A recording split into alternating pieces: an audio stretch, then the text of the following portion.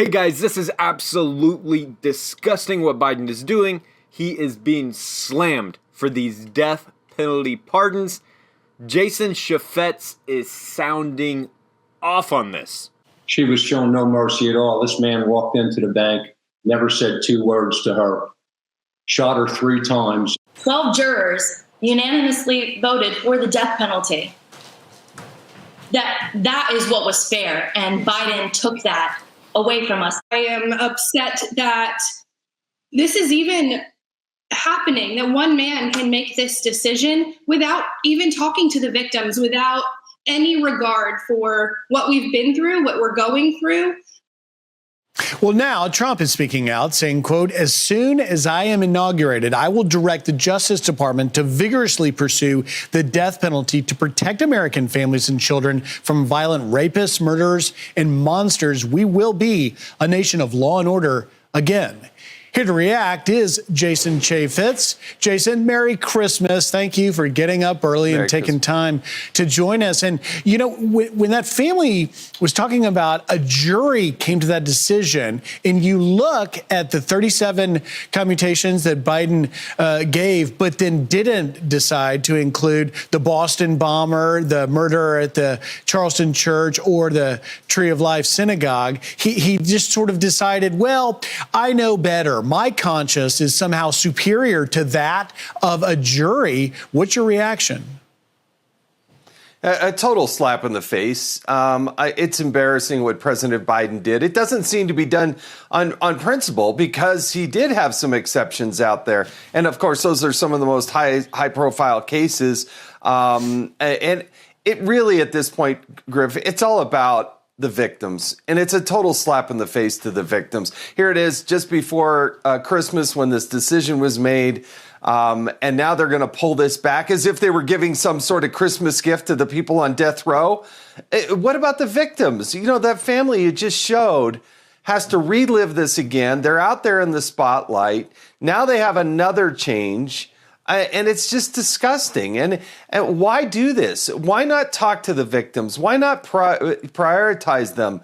But, you know, Joe Biden just is totally asleep at the wheel. And it's an embarrassment. I feel for these families. You mentioned asleep at the wheel. And how could you not have compassion and feel for these families? It's unique that it happened right before Christmas. I think presumably he could have, if he was going to make this decision, to do it after Christmas, because you're right. In the case of the Snell family, Amanda Snell, that was murdered by Jorge Avila Torres, his sentence commutated. And of course, for that family, it's a dagger of grief thrust again into their family. This individual, by the way, Jorge Avila Torres, before killing Marine Amanda Snell, murdered and raped an 8- and 9-year-old. Their names were Crystal Tobias and Laura Hobbs. And it just begs the question, Jason, do you think Joe Biden knows Laura Hobbs and Crystal Tobias's name and even knows who these people are?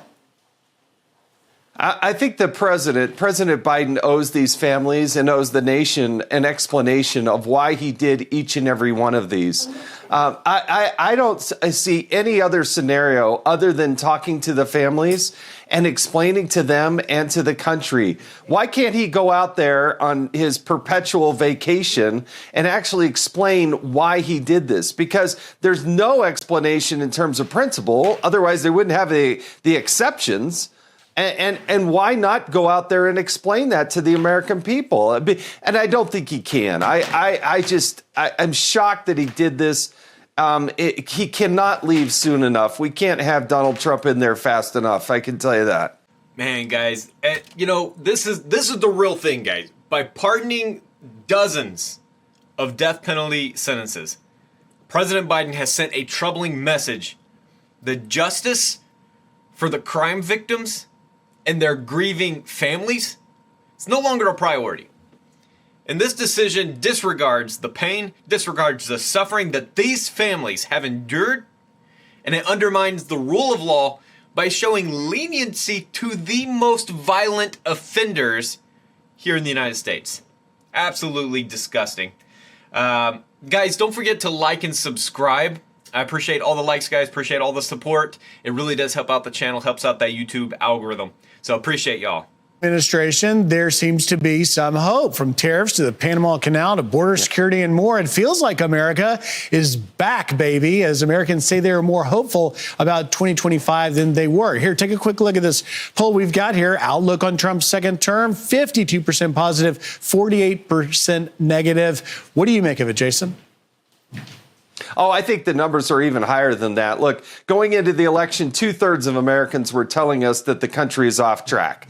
And Donald Trump hasn't even taken office yet, and everybody's feeling more optimistic. Why? Because he's going to actually do what he said he's going to do. He's actually going to play offense. He's going to put America first. He's going to lock down those borders, take care of us overseas, tackle inflation, get the economy humming again. And it's amazing what the guy's been able to do. And he's still about 30 days out from being sworn in as the president. So I think there's an air of optimism. And it's also coupled with this air of patriotism. Yeah. I haven't felt this surge of patriotism in this country like this in a long, long time. And it is so welcome because Donald Trump actually loves the United States of America. And I think the majority of Americans, they love this country. They don't want to be pushed around anymore. They don't want to be told that they're politically incorrect. They love the country, they love the flag, and they love Donald Trump because he loves them too.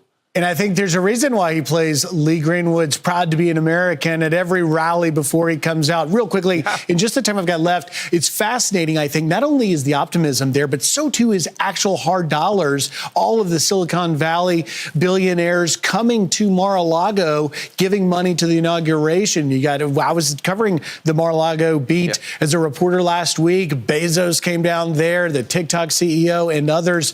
What do you think that says? They're paying the jackass tax. That's why. And you know what? They're doing the right thing and they're moving the right direction. But yeah, that's what it takes in order to get going in the right direction. Look, most important, it's great to support the inauguration, but it's most important to put that investment, put America first, put Americans back to work, manufacture your goods and services and do so right here in the United States. Well, most important is having you, Jason Chaffetz, join us this morning for the Fox and Friends Christmas morning. Thanks for being here and have a great Merry Christmas. All right. Hey, here's the big thing, guys. There's this contrast between Joe Biden and Donald Trump.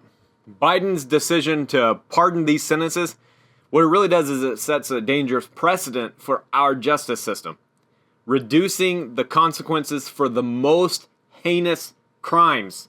What it does is it risks emboldening violent criminals, eroding public trust in our legal system. See, Americans deserve a government that stands firmly for justice, not one that bends to political convenience.